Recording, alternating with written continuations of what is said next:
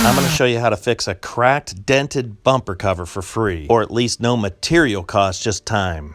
This is going to be a very strong fix. Now, it won't be like a new bumper, but it'll look pretty good. Now, these bumper covers are pretty easy to get off of most cars. You pull off some snaps, some bolts on the bottom, then you just kind of work off the bumper cover. Now, the plastic grill on this one is broken, and that's an easy fix as well. To get to the dent in the bumper, we'll have to take off the fog light. Then we'll have full access to the crack and the dent. We'll pop out the dent with a hot air gun, and we'll weld the bumper back together with a soldering iron. You'll be surprised how strong of a repair this is. Now, once you get everything heated up with a hot air gun, you can go ahead and give it a tap with a plastic hammer. Oftentimes, you'll just see the whole thing just click right into shape. This isn't like metal. This is plastic. It has a memory to it. Now, if you look close, you may see a little wobble, but not much. You can give it some light taps and just keep working that ripple out a little. A lot of these bumpers are polypropylene, so we can weld everything back together.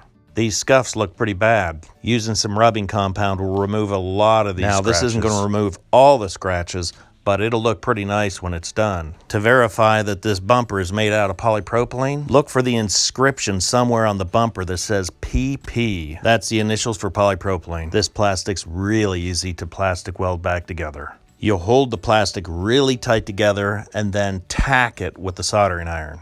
This will hold everything together so you can weld it back together. Just make sure the outside surface that's painted looks good and tight. Sometimes you can almost make the crack completely disappear. And make sure that the soldering iron tip doesn't go through to the paint from the other side. Now, here's a plastic bottle lid, polypropylene PP.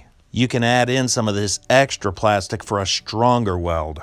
Just add it to the tip of your soldering iron and just work it in. Now, this may take a little bit of practice, but once you understand the principle, you can almost fix any plastic part. You can't glue polypropylene or polyethylene. Glue will not stick to this type of plastic. You have to weld it. Now, if you look close, you can see that crack. But the question is it worth a whole new bumper? If it's worth a whole new bumper to you, a repair like this will at least get you back on the road. Or you can take that money and do something a little more fun with it. On the other side of the light, there's another crack. There was no stress on this crack, so you'll barely see it on the other side. Now, to fix the grill, it's the exact same process. When you're welding, you're going to want to press deep into that plastic. Then you can lightly form everything back into shape.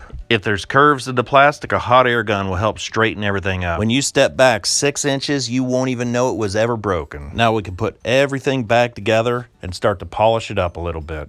So you can see everything's to the right shape. We'll use some rubbing compound to get these scratches off. It doesn't take long and a lot of the scuffs are gone. This repair took about 2.5 hours. We didn't have to worry about matching paint. And because this is still the original paint of the car, you don't have to worry about the aftermarket paint fading. So the dent and the crack look a lot better. Not perfect, but it's free. I appreciate your time and thanks for watching.